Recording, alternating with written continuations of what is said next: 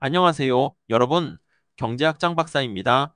오늘은 특별한 시간을 가져보려고 합니다. 세계 경제가 자국 우선주의 분위기를 띠는 가운데 한국 사회가 직면한 저성장, 저출산, 고령화, 양극화 문제를 어떻게 풀어나가야 할지 고민해보는 토크쇼를 마련했습니다. 오늘 모실 두 분은 시대를 초월하는 실학과 현대 거시경제학의 대가이신데요. 저도 모시기까지 참 힘들었습니다. 먼저 조선시대 실학자 정약용 선생님, 그리고 대공황 극복의 아이콘인 존 메이너드 케인즈 선생님을 모셨습니다. 두 분은 익히 소개가 필요 없지만 시청자분들을 위해 간단히 말씀 부탁드리고.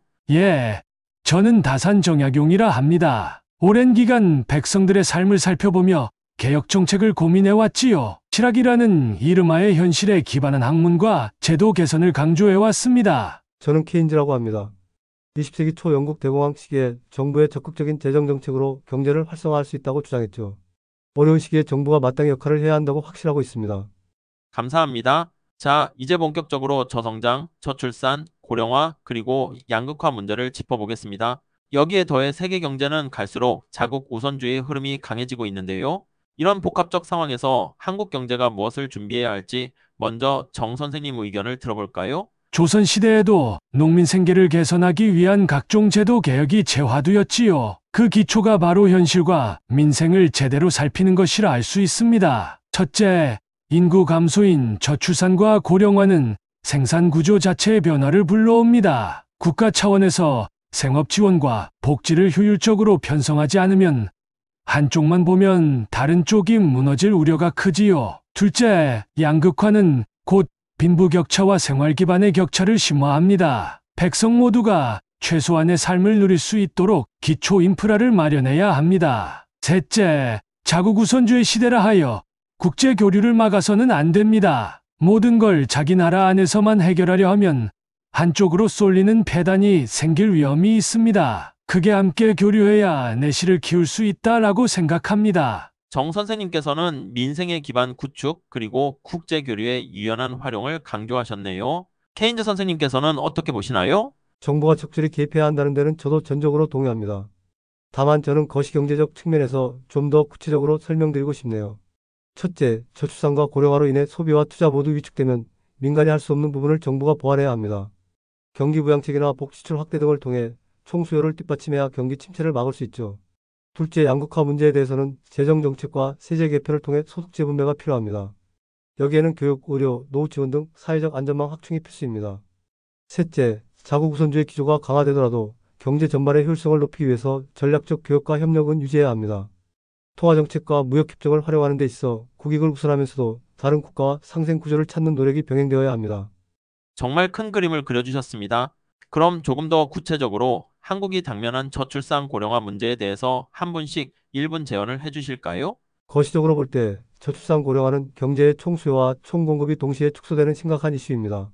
재정 지출을 통해 공공인프라와 복지 시스템을 개선하여 가계의 부담을 덜어주고 적극적인 투자 유치와 혁신산업 지원을 통해 생산성을 높이는 것이 핵심입니다.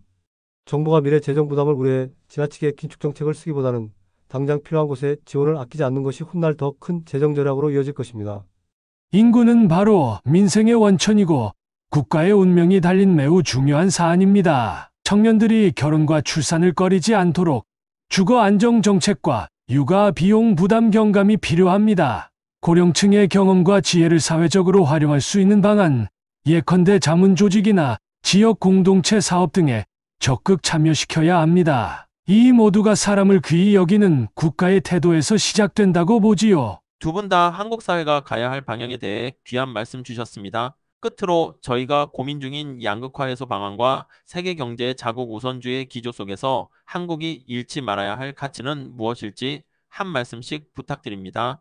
양극화는 부뿐 아니라 기회의 격차에서 비롯되는 경우가 많습니다. 백성이 번영하기 위해서는 공정한 교육 및 취업 기회가 중요하지요. 자국 우선주의라고 해도 타 국가와의 교류를 통해 배우고 협력해 나가는 열린 태도를 잃어서는 안 됩니다. 같은 맥락입니다.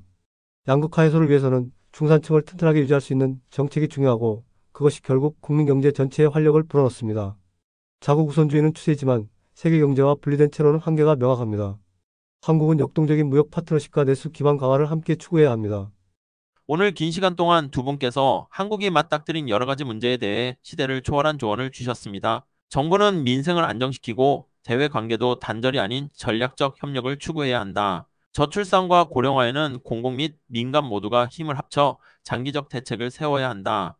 양극화 해소를 위해 기회와 재원을 재분배할 정책이 절실하다. 이 세 가지로 요약할 수 있을 것 같네요.